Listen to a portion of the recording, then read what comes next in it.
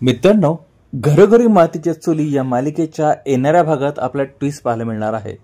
म्हणजे होतं काय, जानकी आणि घरचे सगळे मिळून ऐश्वर्या ऋषिकेशचे लग्न टाळायचा प्रयत्न करतात हे आपल्या सगळ्यांना ठाऊकच आहे.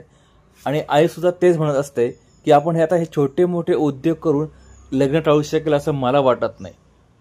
जानकी सुद्धा ते म्हणते की आपण काहीही करून हे लग्न थांबवायलाच हवं.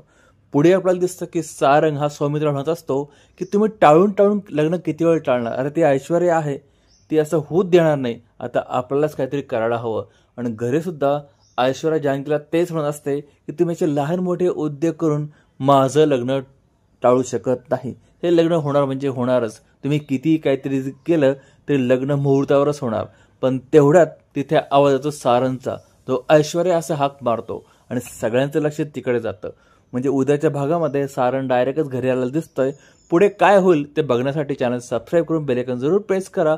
तुम्हाला पुढे काय होईल असं वाटतं कमेंटद्वारे जरूर कळवा. व्हिडिओ आवडल्यास असेल लाईक आणि शेअर करा. भेटूया पुढच्या भागात, तोपर्यंत काळजी घ्या.